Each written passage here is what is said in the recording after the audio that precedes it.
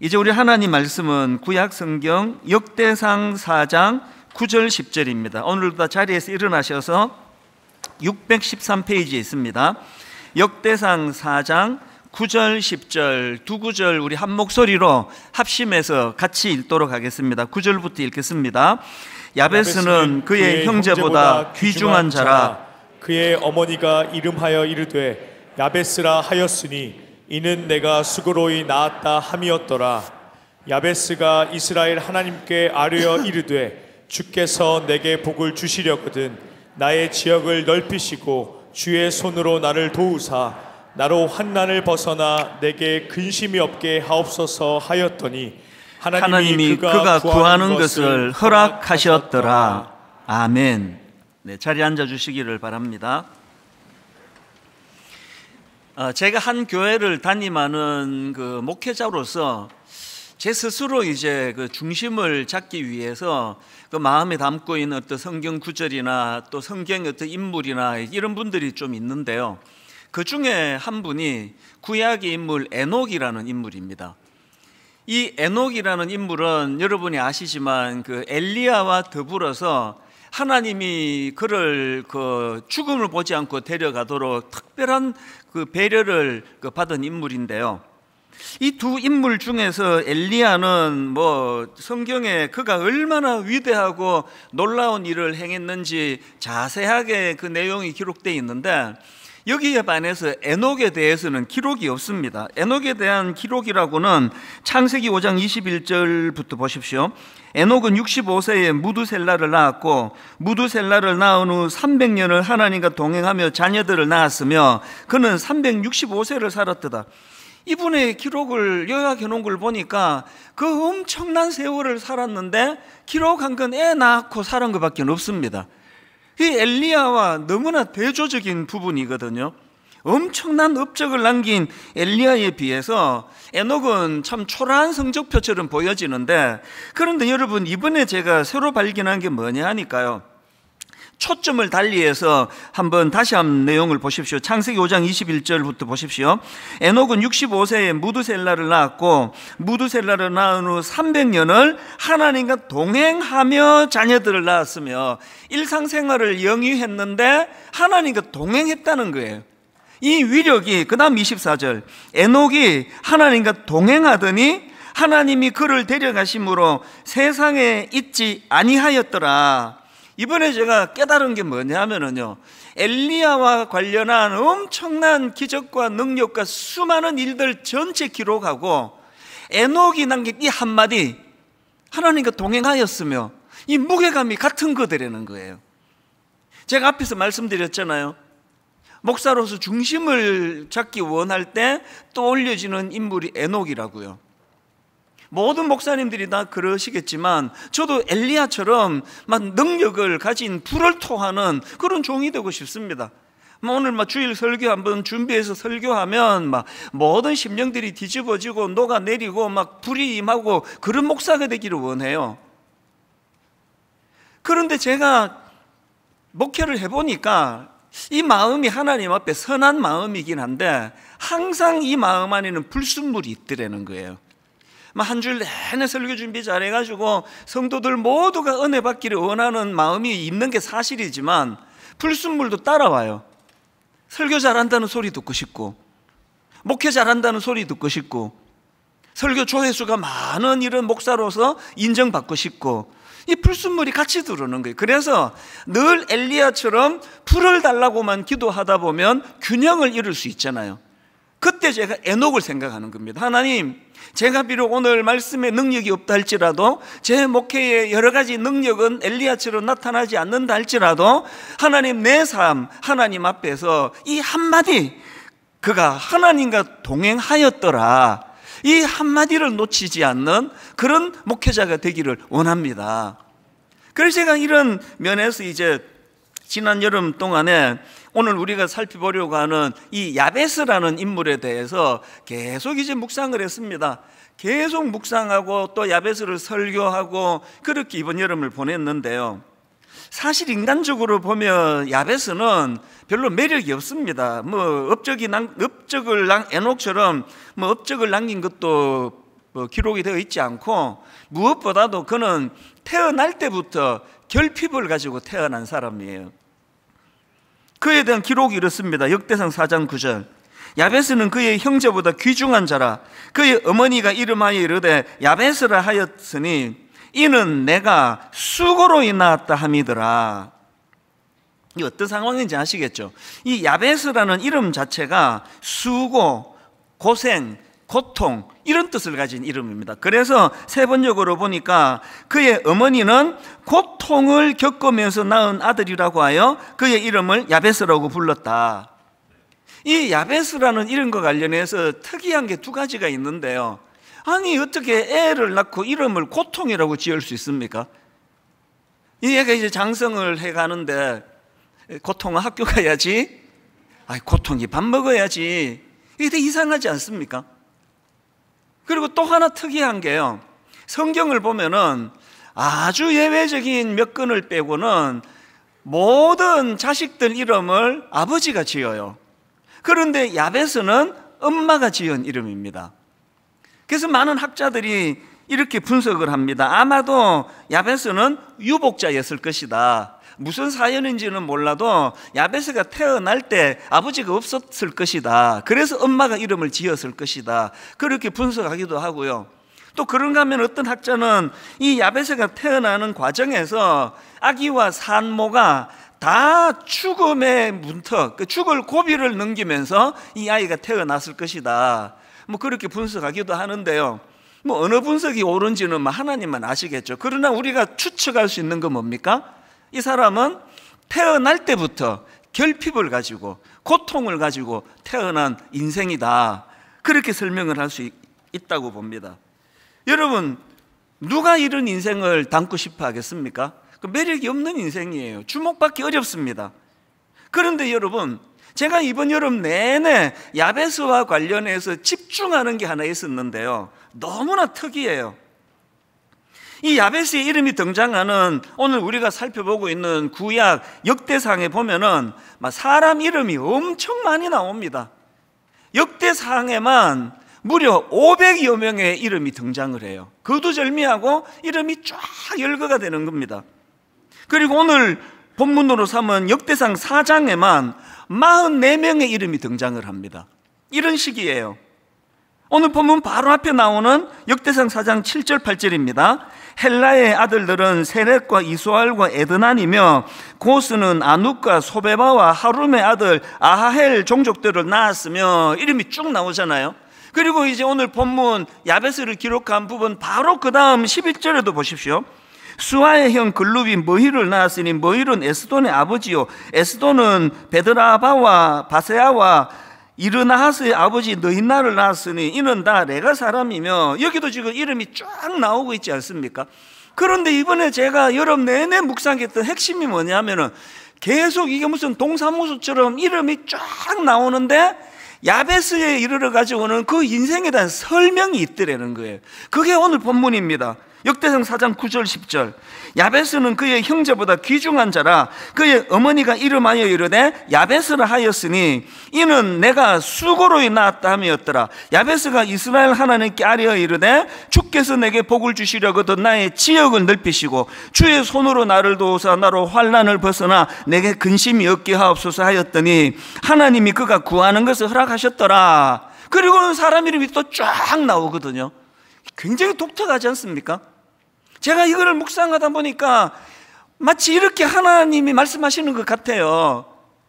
이 성경을 우리에게 남기시면서 하나님이 사람 이름을 쫙, 이제 옛날에 우리 코로나 처음 이제 시작이 됐을 때 들어올 때 이름 다 적고 하셨잖아요. 제가 지금 명단을 불러주고 있단 말이에요. 저 끝에서부터 누구누구 집사님, 누구누구 집사님, 누구누구 권사님 쫙 설명하다가 갑자기 어느 한 분에 이르러 가지고는 그런데 여러분 이분은 이름만 부르면 안 됩니다. 이분 얘기를 한번 들어보세요 라고 부연 설명을 하는 거예요. 하나님께서 꼭 이런 느낌을 줍니다. 명단을 쫙 부르시다가 읽는 우리들에게 말이에요. 얘들아, 야베스는 그냥 넘어가면 안 돼. 야베스의 인생을 한번 짚고 넘어가야 돼. 그런 느낌을 받는 겁니다. 제가 이번 여름에 이 야베스를 묵상하게 된 이유가 있는데요, 너무 마음에 뜨거움이 있는 게 이 대목이에요. 야베스는 세상 사람들 보기에는 매력이 별로 없습니다. 주목받을 거리가 별로 없습니다. 그런데 그 매력 없어 보이는 그 야베스를 하나님은 주목하고 계시다는 거예요. 저는 20대 초반에 장기판으로 치면 졸 같은 인생이었습니다. 제 스스로 인식하기에. 그래서 제 스스로가 매력이 하나도 없는 가난한, 공부도 잘 못하는, 얼굴도 잘 못생긴 이런 존재로 저를 인식했습니다. 그래서 처음에 이민 가가지고 너무나 열등감이 많아가지고요. 그래서 이제 죽어버려야 되겠다. 그래서 제가 막 자살 충동도 많이 느끼고 했는데 어느 날 진짜 슬픈 순간이 있었습니다. 아니 이제 죽어버려야 되겠다. 그러고 봤더니요, 나 같은 거 죽어서 누가 슬퍼하겠냐 이 생각이 드는 거예요. 이 얼마나 철없는 생각입니까? 왜 슬퍼하는 사람이 없겠습니까? 가족들이 그렇게 많고 교회에 친구들이 많은데. 그런데 열등감이 너무 많으니까요. 나 같은 거 죽어서 누가 슬퍼하겠냐. 근데 그거 깨닫고 열받아서 안 죽었잖아요. 그렇게 장기판에 졸 같은 인생이었는데요, 그런 제가 하나님이 저를 만나주시고 믿음이 들어오고 나서 깨달은 게 이거예요. 그때는 워낙 성경은 안 읽어가지고 성경에 야베스가 있는지도 몰랐습니다. 요즘 와서 제가 그때를 돌아보면은요, 하나님이 제게 이렇게 말씀하시는 것 같아요. 그렇게 껍데기만 가지고 사람들이 너 주목할 거 없고 가진 거 없고 그래서 그렇게 열등감이 많으냐? 네가 바로 영적인 야베스다. 내가 너를 주목하고 있다. 여러분, 제가 믿음이 들어오고 나서 결정적으로 달라진 게 이거예요. 저는 걸어다니는 열등감, 움직이는 열등감이었는데요, 예수님을 인격적으로 만난 이후로 없어진 게 그거예요. 이제 저에게 열등감 없습니다. 교회 개척을 처음 하던 몇 명 모이지 않는다고 초라해지지도 않았고요, 지금 막 성도들 좀 많이 모인다고 우쭐해지지도 않아요. 그냥 저는 하나님이 저를 주목하시기 때문에 하나님이 주목하는 그 인생으로는 충분합니다. 제가 이 야베스를 묵상하게 된 이유가 있는데, 사실 요즘 제가 좀 마음이 슬퍼요. 창립 20년이 됐잖아요. 처음에 2002년도에 교회를 개척하고 났더니요, 이 교회를 위하여 몸바쳐 충성했던 연령층이 40대, 30대 후반, 40대 초반, 50대 초반, 50대 후반, 이 40, 50대 분들이셨어요. 정말 인생을 바쳐 교회를 섬겼거든요. 사람들이 몰려드니까요, 순장님이 어떤 분은 다락방을 3개 하셨어요.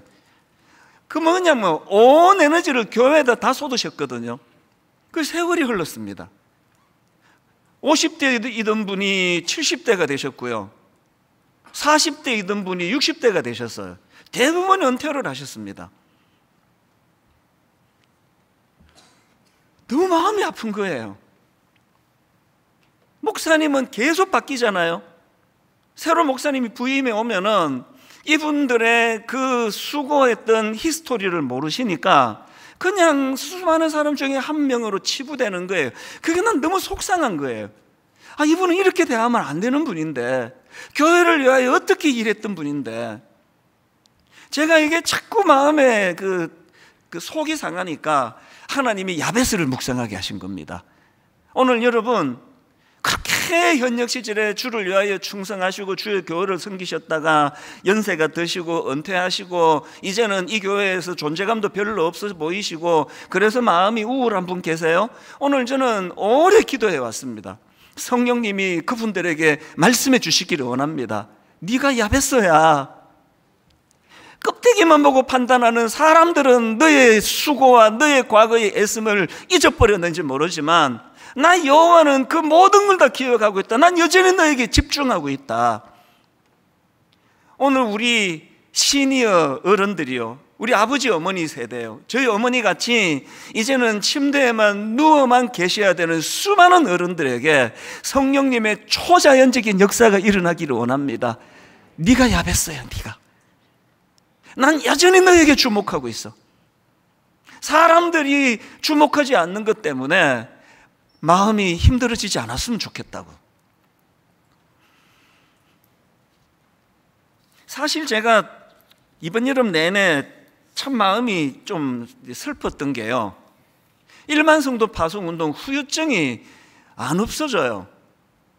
미국 가서도요, 그 산책을 하는데 갑자기 그 어떤 집사님이 떠오르는 거예요. 그분도 가셨나? 바로 와가지고 조사를 해보니까 가신 거예요. 얼마나 마음이 우울해지는지 몰라요. 가지 마시지. 순종해서 가신 건데. 또 아침에 일어났는데 또 어떤 분이 떠올라져요. 이분도 가셨나? 막 이렇게 찾아보니까 교회를 사랑하셔서 교회에 남기로 하신 거예요. 너무 다행이다. 참 감사하다. 여러분, 이분이 막 교회를 위하여 엄청 일 많이 하고 지금도 그분이 필요해서가 아니에요. 그냥 그분이 소중한 거예요. 오늘 우리 하나님께서 저와 여러분을 십자가로 자녀 삼아주시고, 우리가 가진 어떤 기능, 야베스처럼 참 보잘것없고 결핍이 많은 인생, 이런 것으로 판단하지 않고 우리를 주목하고 계시는 줄 믿으시기를 바랍니다. 저는 오늘 2학기가 시작되면서 참 이 야베스를 여름 내내 묵상하고 또 설교하고 이랬던 말씀을 저는 여러분들과 나누게 된 거 너무너무 감사한데요, 이렇게 하나님의 주목을 받는 우리는 가치관이 바뀌어야 되잖아요. 그래서 추구하는 게 달라져야 되는데, 야베스를 보면서 두 가지로 한번 이것들을 정리해 봤습니다. 우리가 예수 믿는 우리가 추구해야 되는 거, 어떤 변화가 필요하냐? 성공이 아니라 존경받는 인생을 추구해야 된다는 겁니다. 야베스와 관련한 성경의 첫 언급은 이렇습니다. 9절을 보십시오. 야베스는 그의 형제보다 귀중한 자라. 여기 나오는 귀중한, 이 단어는 히브리어로 카바드라는 단어인데요, 부유하다, 무겁게 여기다, 존경하다, 이런 뜻을 가진 단어예요. 그래서 새 번역에서는 이렇게 번역합니다. 야베스는 그의 가족들 중에서 가장 존경을 받았는데, 여러분, 하나님의 집중을 받는 인생은요, 그래서 막 사업이 잘 돼서 돈 많이 버는 게 그게 핵심 인생이 아니에요. 야베스가 자기 형제들보다 학력이 제일 높았더라. 야베스가 자기 형제들보다 제일 부자였더라. 야베스가 자기 형제들보다 제일 건강했더라. 이런 건 다 별책 부록이고요. 야베스는 하나님 앞에서 귀중한 자, 또 야베스는 그 다른 형제들보다 가장 존경을 받는 자. 오늘 우리는 추구하는 게 달라요. 제가 굳이 1번 내지에 관로하고 성공이 아니라를 왜 넣었겠습니까? 추구하는 게 달라야 된다는 강조 아닙니까? 성공이 아니라 존경받는 인생이 되는 것, 이것이 우리의 목표가 되어야 된다는 겁니다. 명예를 지키는 거 굉장히 중요합니다. 잠언 22장 1절에 많은 재물보다 명예를 택할 것이요. 그래서 제가 우리 교역자들에게 디그니티라는 이 단어를 굉장히 각인시켜 주기를 원하잖아요. 목사들은 이 디그니티, 위엄, 품위, 자존감, 이걸 놓쳐버리면 다 놓치는 거예요. 그래서 제가 늘 이야기합니다. 제 자신에게도 다짐합니다. 소탐 대실하지 말자. 에스처럼 팥죽 한 그릇에 그냥 하나님의 놀라운 장자의 명분을 팔아버리는 이런 어리석은 짓 하지 말자. 최근에도 제가 우리 집 아이들이 그런 얘기했습니다. 아빠가 살아보니까 눈에 보이는 자산보다 보이지 않는 무형의 자산이 너무너무 소중하더라. 교회가 얼마나 사이즈가 크냐, 건물이 얼마나 대단하냐, 이것보다 중요한 건 하나님이 이 교회에 허락하신 무형의 자산, 보이지 않는. 오늘 저와 여러분은 너무나 급하게 살아가다가 보니까 혹시라도 명예를 너무 쉽게 엿바꿔 먹어버리는 이런 행동을 하고 있지 않은지, 교회가 지켜야 될 자존심이 있지 않습니까? 그래서 제가 참 가슴 아프게 읽는 성경이 있는데 초대교회의 부흥입니다. 사도행전 2장 44절, 믿는 사람이 다 함께 있어 모든 물건을 서로 통용하고 또 재산과 소유를 팔아 각 사람의 필요를 따라 나눠주며 날마다 마음을 같이하여 성전에 모이기를 힘쓰고 집에서 떡을 떼며 기쁨과 순전한 마음으로 음식을 먹고. 이 묘사를 보니까 한마디로 초대교회가 부흥했다는 거예요. 엄청나게 부흥했다는 거예요. 그런데 그 다음 47절에 보니까 부흥의 결과가 두 가지 열매로 나타나네요. 47절입니다. 첫째 열매, 하나님을 찬미하며. 여러분, 부흥하는 교회를 가보면은 예외 없이 찬양이 살아 있습니다. 부흥하는 성도, 부흥하는 인생은 그 내면의 찬양이 끊이지를 않아요. 감사가 끊이질 않습니다. 하나님을 찬미하며. 그 다음 두 번째가 뭡니까? 온 백성에게 칭송을 받으니. 한국 교회가 지금 전도의 문이 닫혔다면서요. 주께서 구원받는 사람은 날마다 더하게 하시니라 초대교회의 역사가 잘 일어나지 않는다면서요. 왜 이렇게 됐습니까? 명예를 잃어버렸기 때문 아닙니까? 온 백성이 칭찬하는 교회. 제가 분당 우리를 개척할 때 꿈은 하나였습니다. 한국교회, 한국에서 제일 큰 교회, 분당에서 제일 유명한 교회, 이런 꿈은 애당초 품을 생각도 안 했습니다. 제가 가진 꿈은 하나예요. 하나님, 장차 분당 우리 교회가 예수 믿는 사람들에게 칭찬 듣는 교회 정도가 아니라 안 믿는 사람들에게도 인정받는 교회 되게 해주시기 원합니다. 20년의 지난 발자취는요, 이 꿈을 따라온 거예요. 1만 성도 파송 운동 왜 합니까? 이게 하나님 보시기에도 옳으시고, 이게 세상 사람들이 자꾸 교회를 탐욕적이다 그러니까 입만 살아가지고 떠들어대지 교회는 그냥 너무 자기 것에 집착한다 그러니까, 그래갖고 어떻게 전도가 되겠냐고요. 연말에 11교회를 이제 선정해서 이미 개척된 교회 중에 조금만 밀어드리면 불같이 일어날 교회들을 지금 이제 찾고 있는 중이거든요. 11교회를 후원해야 되느니 왜 합니까? 여러분, 드림센터 저거 우리가 참 수고하고 땀 흘려 드린 헌금으로 만들어진 드림센터를, 아니 왜 저거를 사회에 환원합니까? 왜 그래야 된다고요? 교회 이미지가 그냥 자기 것에 집착하고 한 번 들어오면은 절대로 내놓을 줄 모르는 이런 이미지로는 주의 복음을 전할 수가 없기 때문입니다. 부자 되는 거 좋죠. 유명해지는 거 좋습니다만 그건 다 별책부록이에요. 진짜 소중히 여기게 되는 건 나는 하나님이 집중하는 사람이다, 나 하나님이 주목하는 사람이다, 이 명예를 우리는 소중히 여겨야 돼요. 나 예수 믿는 사람인데 말이지. 저는 이 47절에 하나님을 찬미하며 또 온 백성에게 칭송을 받으니, 영적으로 하나님을 찬양하는 교회 되기 원합니다. 육적으로 온 세상 사람들이 참 예수 믿는 사람들은 존경할 만해. 이 참 이루어질 것 같지 않은 이 꿈을, 은혜를 구하면서 우리 교회만이라도, 여러분 개인의 심령만이라도 이 꿈을 품고 달려나가는 믿음의 성도님들 되시기를 바랍니다. 두 번째로 추구해야 될 게 하나 더 있습니다. 고난과 결핍을 꿈으로 승화시키는 인생. 야베스와 관련된 기록이 결핍으로 시작했다고 말씀을 드렸잖아요. 구절을 한 번 더 보십시오.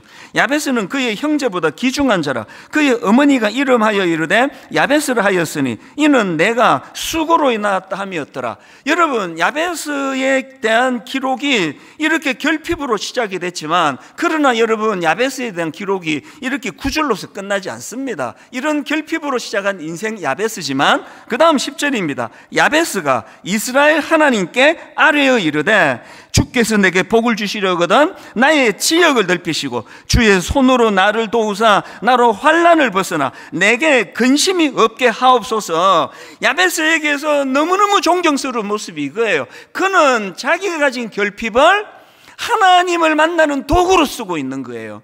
자기가 가진 아픔과 상처를 하나님께 나가는 재료로 쓰고 있다는 거예요.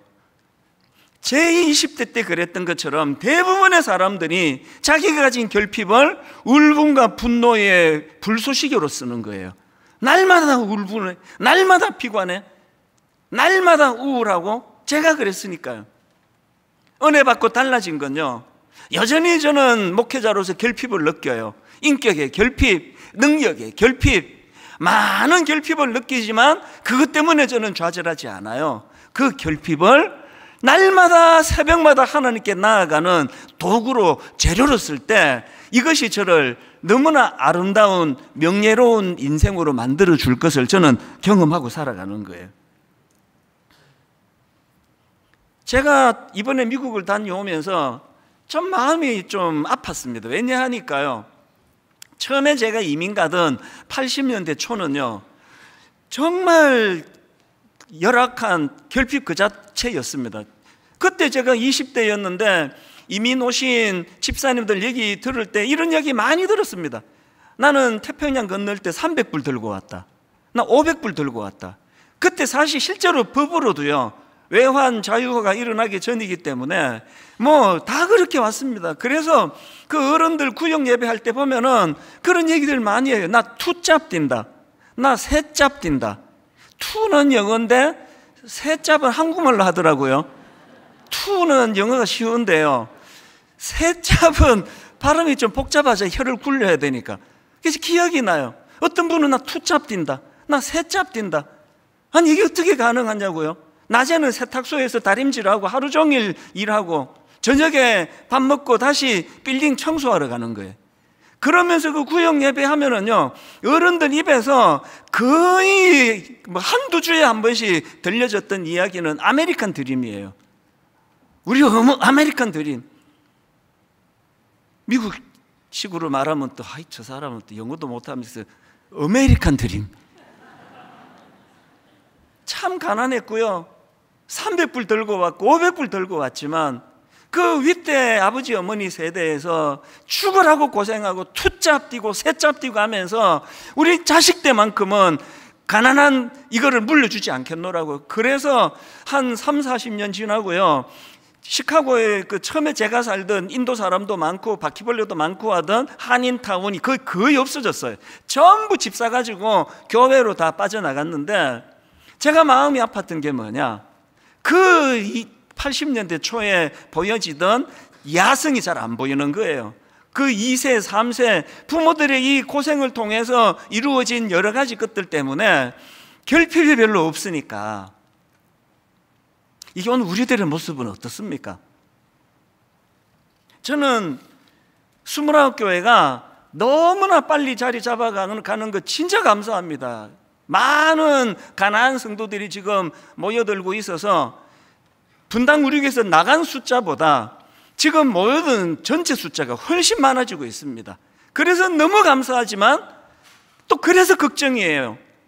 만에 하나도 우리 목사님들이 이 결핍의 과정을 안 거치고 너무 빨리 교회가 자리 잡혔기 때문에, 그래서 부작용이 생기면 어떡하나. 이 과정은 거쳐야 되는데 결핍으로 눈물이 나고 자신의 연약함으로 억장이 무너지는 이 결핍의 과정이 하나님을 찾는 도구가 돼야 되는데 말이에요. 이런 면에서 저는 오늘 본문 역대상 4장 10절 다시 한번 보십시오. 야베스가 이스라엘 하나님께 아뢰어 이르되, 이 번역은요 썩 잘된 번역이라 할 수 없습니다. 왜냐하니까 여기 나오는 아뢰다, 이게 히브리어로 카라라는 단어인데요, 이건 어떤 다급한 요구와 관련된 표현을 쓸 때 쓰는 단어예요. 그래가지고 이게 뭐 여호와 이스라엘 하나님께 아뢰어 이르되, 그래서 뭐 아뢰어 가지고 응답해 주시면 다행이고 뭐 안 해줘도 할 수 없고 이런 정도가 뉘앙스가 아니에요. 그래서 영어 성경에 보면 cried out이라 그래요. 이게 원어에 가깝게 번역하자면 아뢰어 이르되 이게 아니라 부르짖어 이르되, 부르짖어.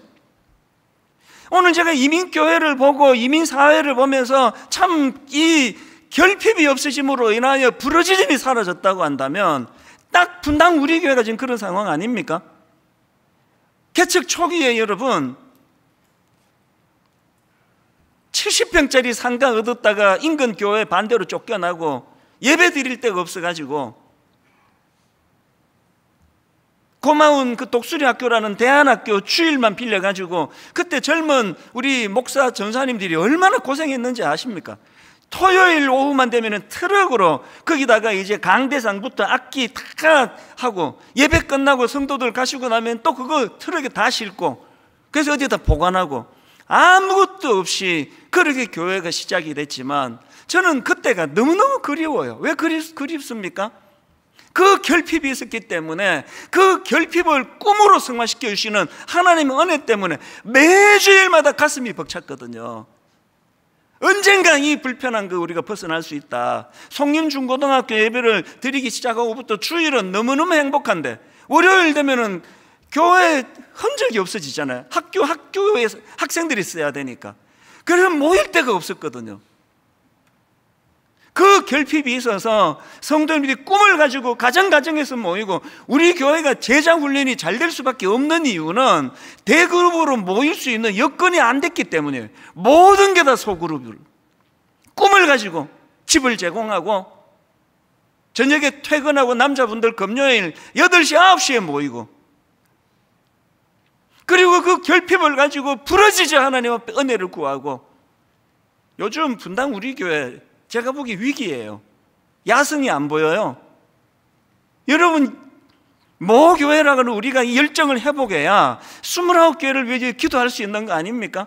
29교회를 넘어서서 한국 교회에 힘이 되도록 우리가 좀 에너지를 만들어야 되는 거 아니냐고요. 이런 점에서 저는 누가복음 18장에 나오는 그 거지, 그 시각장애인이요, 18장 38절입니다. 여리고에 가까이 가셨을 때에 한 맹인이 길가에 앉아 구걸하다가 무리가 지나감을 듣고 이 무슨 일이냐고 물은데, 그들이 나사렛 예수께서 지나가신다 하니, 그 다음 보세요. 맹인이 외쳐 이르되, 아르가 아니에요. 영어 성경으로 crying out이에요. 외쳐 이르되, 다윗의 자손이여 나를 불쌍히 여기소서. 그랬더니 주변 사람들이 방해를 해요. 조용히 해, 거지 주제에 어디 와가지고 소리 지르고 있냐고. 여러분, 예수 좀 잘 믿으려 그러면요, 은혜 좀 받으면요, 반드시 이런 방해 환경, 방해꾼, 방해 사람들이 나타나요. 그러는 주눅이 들어가지고 그냥 쑥 들어가 버리는 거 아닙니까?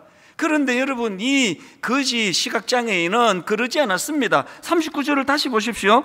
앞서가는 자들이 그를 꾸짖어 잠잠하라 하되, 그가 더욱 크게 소리질러 다윗의 자손이여 나를 불쌍히 여기소서. 오늘 우리의 결핍이 왜 뭐 조금만 뭐 부르짖다가 그냥 쑥 들어가 버리는 겁니까? 절박함이 없는 거거든요. 이 시각장애인은요, 누가 뭐라고 방해를 해도 멈출 수가 없는 거예요. 왜? 너무나 큰 소원이 있었기 때문이에요. 눈뜨기를 원합니다. 나는 한번 제대로 걸어가기를 원합니다. 누가 뭐라고 방해해도 나는 중단하지 않을 겁니다. 하나님 은혜 주셔야 됩니다. 개척 초기에 그 열정이 잘 안 보이는 오늘날 분당 우리 교회가 저는 아픈 거예요. 이민교회의 아버지 세대에서, 어머니 세대에서 투잡 뛴다, 세잡 뛴다, 아메리칸 드림을 꿈꾸며왔다. 우리 자녀들만큼은 이 고생시키지 않을 거다. 꿈을 꾸면서 그렇게 이민사회를 일구어놨는데, 영어 능통한 다음 세대가 그 부모의 열정을 이어받아서 불같이 일으켜주기를 원하는데,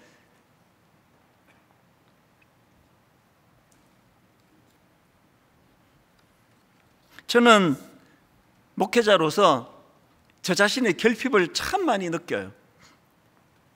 그래서 아파요. 그래서 야베스를 묵상하는 겁니다. 오늘 이 10절은요, 계속 제가 되뇌이며 소원하는 구절이래요. 야베스가 이스라엘 하나님께 아뢰어 이르되, 주께서 내게 복을 주시려거든 나의 지역을 넓히시고 주의 손으로 나를 도우사 나로 환난을 벗어나 내게 근심이 없게 하옵소서 하였더니, 그 다음 같이 읽겠습니다. 하나님이 그가 구하는 것을 허락하셨더라. 한 번 더요. 하나님이 그가 구하는 것을 허락하셨더라. 이 학기에 우리의 소원 구절이 되기를 원합니다. 결핍이에요. 이거로는 안 됩니다. 그래서 하나님께 아뢰었더니 주변에서 방해를 해요. 조용하라고, 시끄러. 거기에 이 거지가 절대로 조용할 수 없었던 이유가요, 그 다음 나오는 40절 41절에 나옵니다. 예수께서 머물러 서서 명하여 데려오라 하셨더니 그가 가까이 오매 물어 이르시되, 주님 말씀하세요. 너에게 뭘 하여 주기를 원하느냐? 이르되 주여 보기를 원하나이다. 분당 우리 교회와 이 시대 한국 교회의 가장 가슴 아픈 거, 소원이 없잖아요. 뭐 해주기를 원하느냐? 한참 생각해야 돼요. 내가 뭘 구해야 되지? 있습니까 여러분? 툭 치면 나오는 거? 뭐 해주랴? 툭 치면 나오는 거 있습니까? 금요 기도에 왜 이렇게 안 나오세요? 그 코로나라고 뭐 5만 대는 다 가시면서 왜 기도회는 왜 회복이 안 됩니까? 소원이었거든요. 가서 뭘 부르시실 게 없는데 그 얼마나 지루하겠습니까? 구할 게 별로 없는데 뭐 해주랴? 쿡 찌르면 튀어나오는. 저는 오늘 말씀의 결론을 이렇게 맺기를 원합니다. 다시 말씀을 드립니다. 저는 이번 여름 내내 이 말씀을 준비하면서 하나님, 20대 제가 그랬던 것처럼 인생 자체가 장기판의 졸 같은 인생이라 생각하는 분, 뭘로 그렇게 실패감을 경험했는지 모르지만, 무슨 일로 그렇게 자신감이 꺾였는지 모르지만, 하나님, 오늘 장기판의 졸 같은 인생으로 스스로를 인식하는 그 어떤 성도님들에게 하나님 이 말씀을 매교로 한번 하나님 흔들어 주시기를 원합니다. 뭘 해주랴? 또 한 가지 다시 말씀드립니다. 계속 제 마음을 아프게 하는 거. 20년 전, 30년 전 교회를 위하여 그렇게 충성 다하고 온 에너지, 온 정성을 다 바쳤다가 세월이 흘러 은퇴하시고 몸에 기운이 빠져나가시고 이제는 별로 이 교회에서 존재감이 없어진 수많은 분들에게 우리 성령님이 초자연적인 음성을 들려주시기 원합니다. 왜 그러냐? 네가 야베스인데 사람들이 주목하지 않는 게 그게 그렇게 힘든 일이냐? 내가 너를 주목하고 있는데. 성령님이 우리 시니어 어른들에게, 우리 아버지 어머니, 병상에 누워 계시는 저 어머니에게 날마다 그 말씀을 주시면 좋겠습니다. 나이 들고 기운 빠져나간 지금도 여전히 나는 너를 주목하고 있다. 왠지 아니? 독생자 예수 그리스도 전부를 내어주고 너를 구했거든.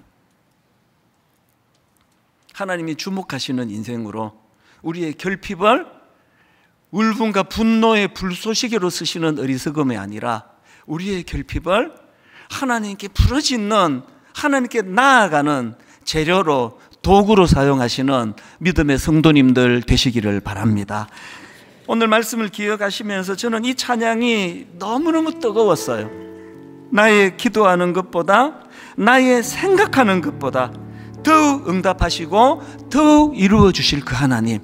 나는 작고 연약하지만 우리 하나님은 크신 하나님, 그 하나님이 우리를 주목하고 계세요. 우리 가사를 생각하시면서 한번 같이 불러보기 원합니다. 나의 기도하는 것보다, 나의 기도하는 것보다 더욱 응답하실 하나님, 여러분 그 크신 하나님, 나의 생각하는 것보다, 나의 생각하는 것보다 더욱 이루시는 하나님, 여러분 그 크신 하나님과 함께 그 하나님 앞으로 나아가 우리 가운데 역사하신 하나님의 능력대로 우리들의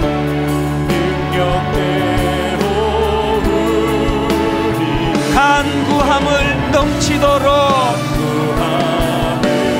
여러분 힘있게 선포하십시오. 능히 하실 주님께 모든 영광과 존귀 찬양과 경배를 돌릴지어다. 모든 영광과 존귀 찬양과 경배를 돌릴지어다. 우리 가운데 역사하신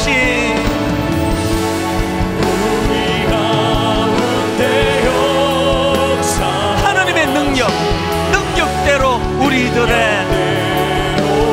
우리의 연약함을 가지고 간구함을 넘치도록 내 모든 무기력한 것들을 떨치는 능히 하실 주님께 모든 영광과 존귀 찬양과 경배를 돌릴지어다. 모든 영광과 존귀 찬양과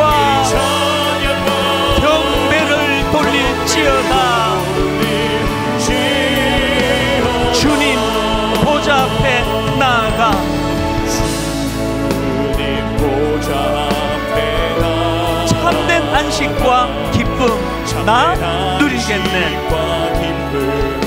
오늘 예배하는 이 시간 경배하며 주의 얼굴 구할 때 너무나 신실하신 주님, 신실하신 주님 찬양해. 신실하신 하나님, 신실하신 주.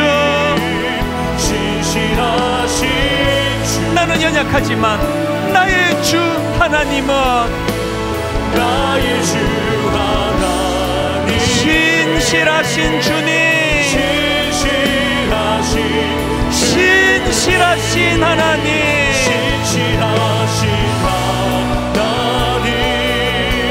신실하신 주, 나의 주 하나님은 나의 주 하나님, 신실하신 주님, 기도 들으시는 하나님,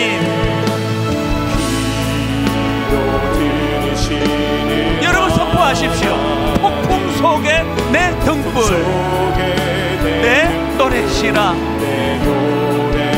주의 날개 아래서 내 맘 쉬리니. 신실하신 주님 찬양해.